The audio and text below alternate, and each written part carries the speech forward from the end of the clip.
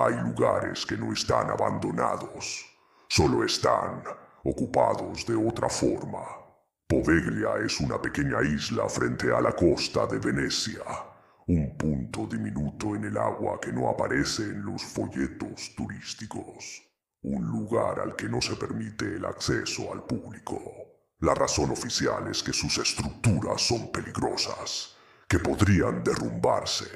La razón extraoficial es que nadie en su sano juicio querría estar allí de noche. Durante siglos, Poveglia no fue un hogar, sino un destino final. Funcionó como una isla de cuarentena, el lugar al que enviaban a los enfermos de peste, los considerados incurables, los que ya estaban condenados. Imagina las barcazas llegando, llenas de personas que sabían que nunca regresarían. Miles y miles murieron allí, solos y olvidados. Sus cuerpos eran incinerados en gigantescas fosas comunes para detener el contagio. Con el tiempo, la ceniza se mezcló con la tierra, se convirtió en parte del propio suelo. Hoy, se estima que más del 50% de la tierra de Poveglia está compuesta por restos humanos. Esto no es una leyenda urbana, es un dato histórico, una realidad tangible y macabra. Y sobre ese suelo saturado de muerte, en 1922, se decidió construir algo nuevo, un hospital psiquiátrico. El objetivo era tratar a pacientes con enfermedades mentales graves, aislarlos del mundo en un entorno que supuestamente debía ser tranquilo. Pero el personal empezó a notar algo extraño casi de inmediato. Los pacientes, ya de por sí atormentados, comenzaron a hablar de cosas que no deberían estar allí. Hablaban de sombras que se movían por las esquinas de su visión, de voces que susurraban cuando no había nadie cerca. Muchos aseguraban ver figuras caminando por los pasillos durante la noche, cuando las salas estaban cerradas y vacías. No eran solo delirios aislados, eran testimonios consistentes entre personas que no tenían contacto entre sí. Un médico de la época dejó constancia escrita de un fenómeno que se repetía sin explicación. Los relojes del hospital, tanto los de pared como los de pulsera, se detenían exactamente a la misma hora cada noche. 2:17 de la madrugada, siempre a la misma hora, como si el tiempo se congelara en ese instante preciso. Los enfermeros del turno de noche reportaban escuchar pasos en los pisos superiores, sabiendo perfectamente que nadie trabajaba allí a esas horas. El sonido de pisadas lentas y arrastradas resonaba en el silencio. Y había algo más, algo que desafiaba toda lógica médica. Los pacientes que eran trasladados temporalmente a hospitales en tierra firme mostraban una notable mejoría. Sus síntomas se aliviaban, su mente se aclaraba. Pero en cuanto regresaban a Poveglia, su estado empeoraba drásticamente, como si la propia isla los estuviera enfermando. La tensión alcanzó su punto más alto en 1930. El director del hospital, un hombre de ciencia y razón, comenzó a mostrar comportamientos erráticos.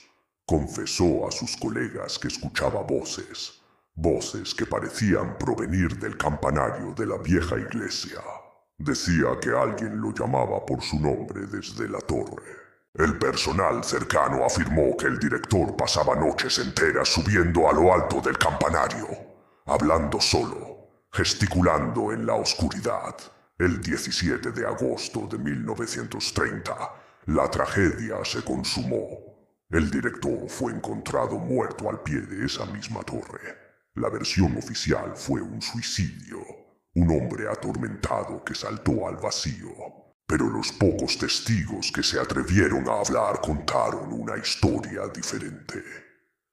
Aseguraron haberlo visto forcejear en el borde, luchando contra algo invisible, como si una fuerza lo estuviera empujando antes de caer.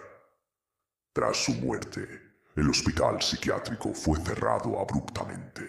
Las puertas se sellaron y Poveglia fue abandonada una vez más. Desde entonces, nadie ha vivido legalmente en la isla, pero eso no significa que esté vacía. En las décadas siguientes, investigadores paranormales y curiosos han accedido ilegalmente, buscando pruebas de la actividad que tantos describen. Y las han encontrado. Han registrado psicofonías, grabaciones de audio que capturan voces que no estaban presentes en el momento. Voces que susurran en italiano antiguo, lamentos ahogados, golpes secos en paredes vacías. Uno de los audios más escalofriantes y conocidos repite una frase clara, casi desafiante. No nos vamos. Incluso los pescadores locales, hombres acostumbrados al mar y sus misterios, evitan rodear la isla por la noche. Cuentan que cerca de Poveglia las brújulas empiezan a girar sin control, que los equipos electrónicos fallan y las luces de sus barcos parpadean. Y a veces, cuando el viento sopla en la dirección correcta, dicen que se escuchan campanas. El campanario ya no tiene campana desde hace décadas. En 2014, hubo un último intento de domesticar la isla. Un grupo de ingenieros fue contratado para evaluar su potencial para un desarrollo turístico.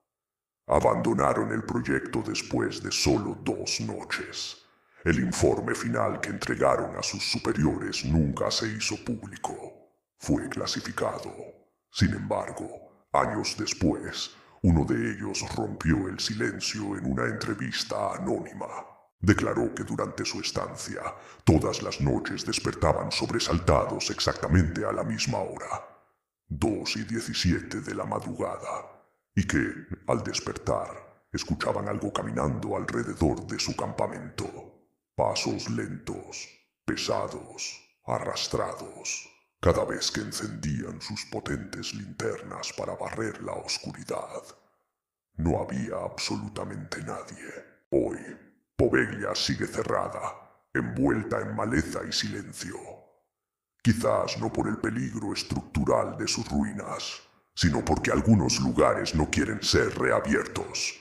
Porque cuando miles de personas mueren sin poder despedirse, sin paz y en la más profunda soledad, algo se queda, una energía, un eco, un recuerdo que se niega a desaparecer. Gracias por escuchar Silencio en el Umbral. Si esta historia te heló la sangre, no olvides suscribirte y darle like al canal. Aquí exploramos esos lugares reales donde el silencio no significa ausencia, sino que está escuchando. Buenas noches.